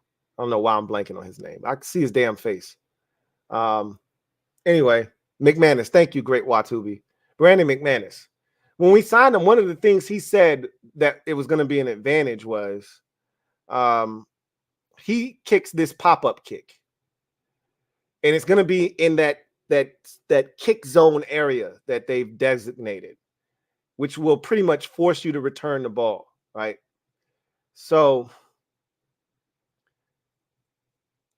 I want to see if it ends up being an advantage because, if you kick it off and it goes out of the end zone, they automatically get it at 25. And if you can stop them from getting to the 25, then that's a win for you as a special teams unit. So if he can pop that thing up in the air, give the return team a chance to get down there, and you're able to tackle guys at the 17 or the 19, that's a win, right? We'll see. If we get one of these kickoffs returned on our heads for a touchdown, I'm like, yo, kick that bitch out of the end zone, man. I'd much rather they get it at 25 and give the defense a chance than you popping it up and they return it to the 43-yard line or they break one for a touchdown. We didn't have these issues with Joey Slye. That shit went out of the end zone and we just started at 25. Keep it pushing. McManus has a big enough leg to kick it out of the back of the end zone, but that's not what he's been doing in his career. Let's see what happens. I'm gonna give it a chance to see how it plays out. If I don't like it and if it doesn't work, they better make the adjustment or else I'm gonna be a little bit pissed off because you had a guy here. And I get it. What's more important, field goals or kickoff? Which one of those two things impacts the game more? Obviously, your field goal kicking ability. They looked at Brandon McManus and his body of work and decided that his ability to kick field goals through the uprights outweighed that of Joey Slye's ability to do that, coupled with the fact that they felt like, you know, he still had a strong enough leg or this pop-up kick situation to, you know, help them in the kickoff game. So we'll see if it works out in their favor or not. We'll see.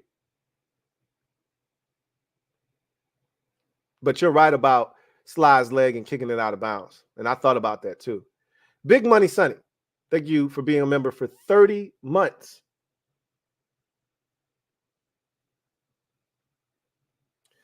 Who writes, what's up, Lou? I'm ready for the draft and season. We're getting close. We're getting close. This Thursday will mark 2 weeks out of the 2024 NFL draft. So we're getting close to the draft. But, you know, it's the draft, then it's the schedule release, and then you got nothing till August.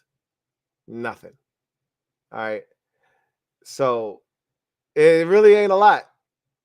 We're going to get the draft, the excitement that happens right after the draft. You get a couple of mini camps, including the rookies showing up.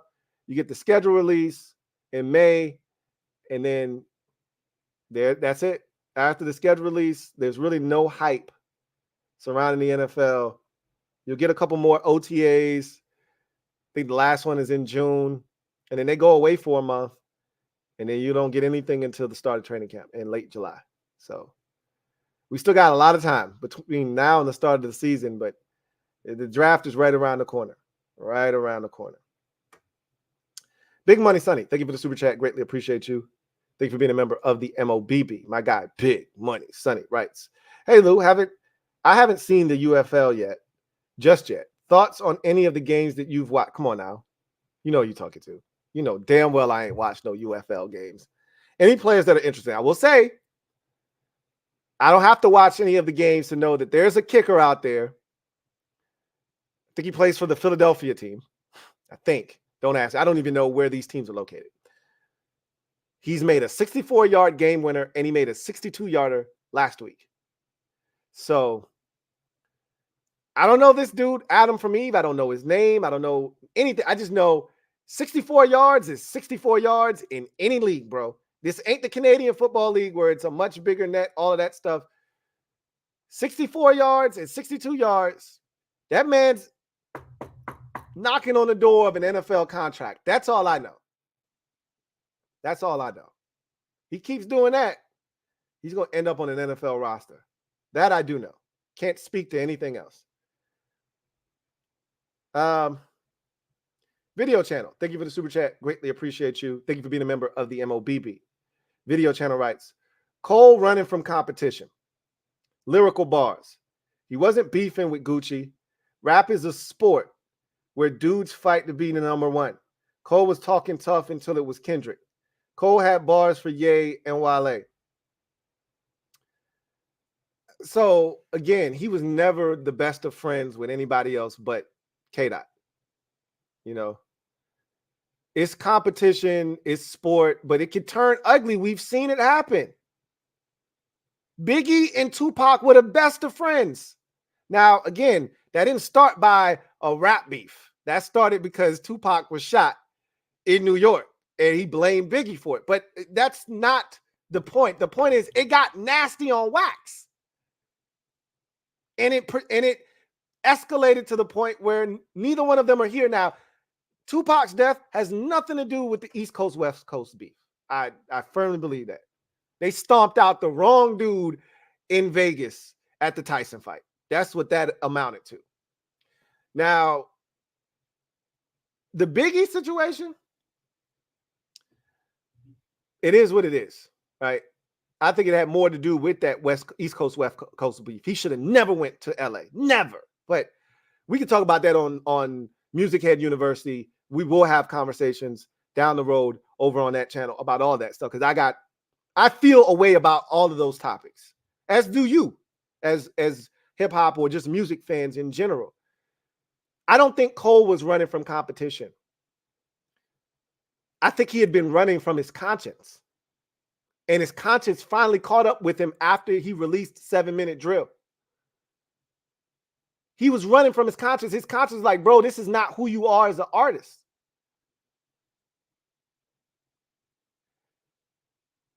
It's one thing to go at Wale, to go at Kanye, to go at anybody else that you didn't consider once upon a time your boy.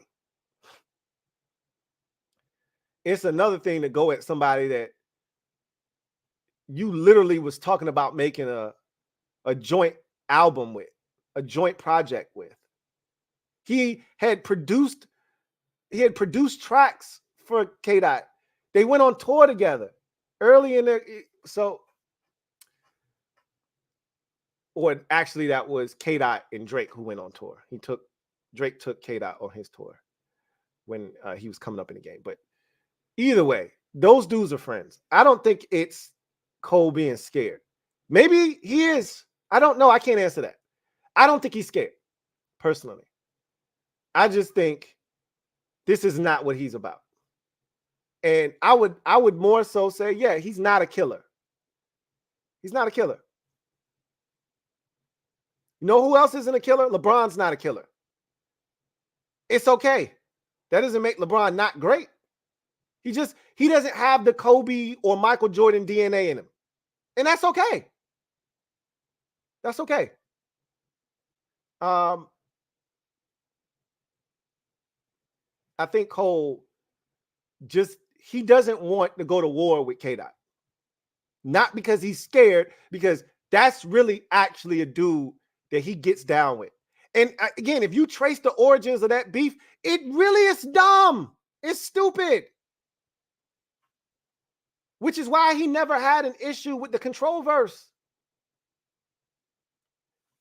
But anyway, I digress.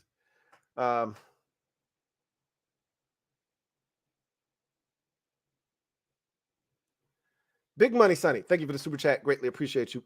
Double up. Thank you for doubling up.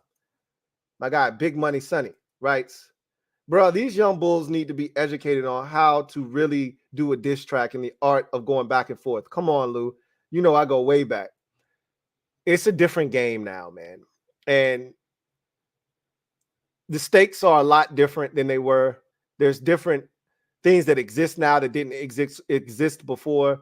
Social media is such a huge part of this whole dynamic.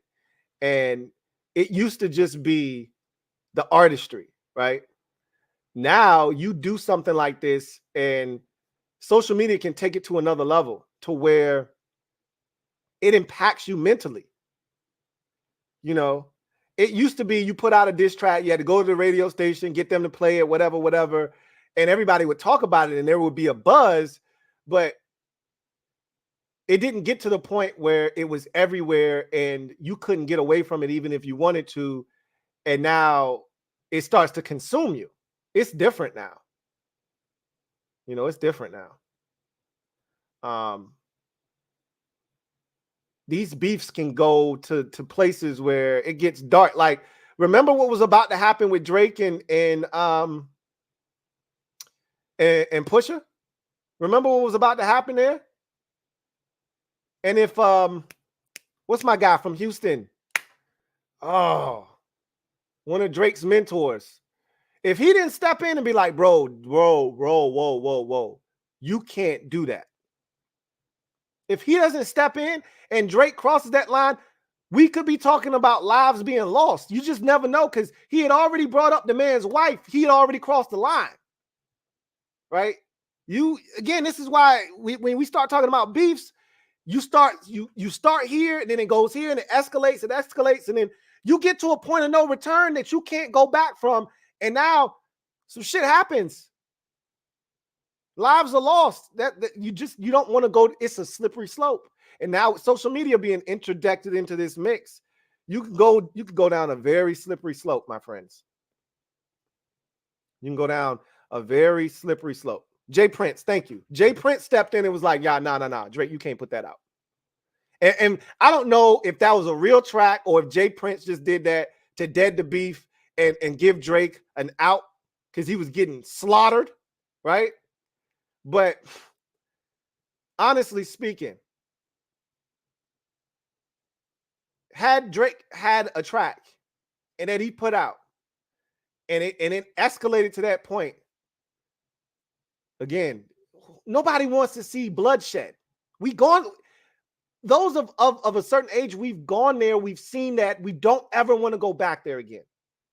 I was pretty sure that Ja Rule and 50 was going to end and somebody ended up in a box.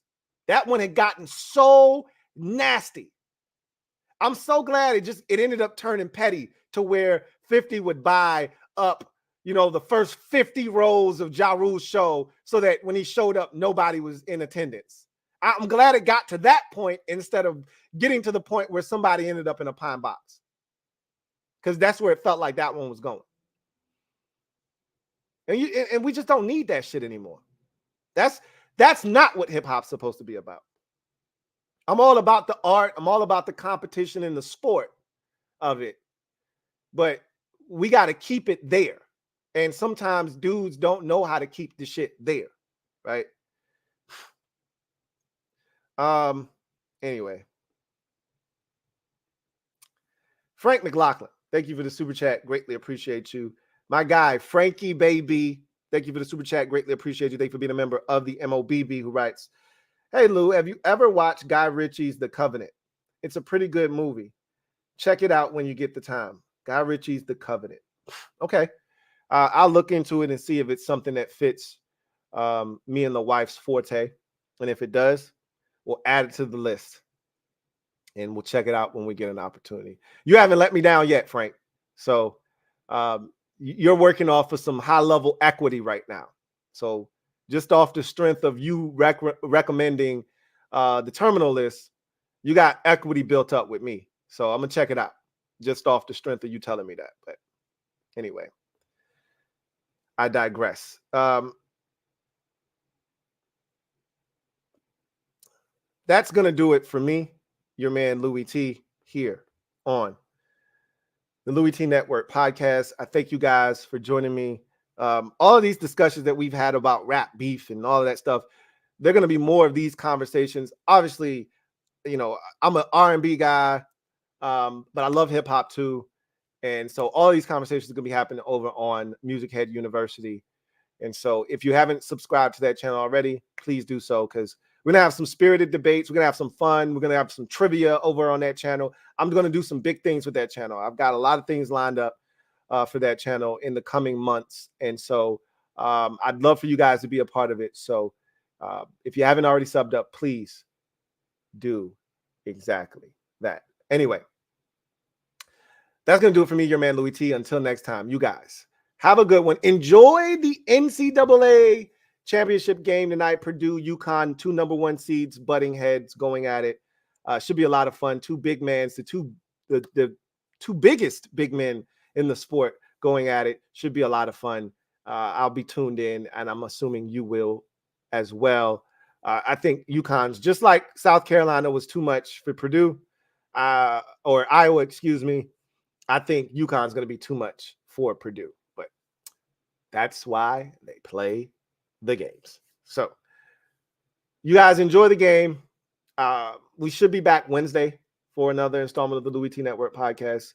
There we'll break down the championship game, talk about any other developments that have happened in the world of the National Football League and anything else under the sun that we find important or interesting. We will chop it up and talk about on the Louie T Network podcast next episode. Until then, you guys take care. God bless. Have a good one.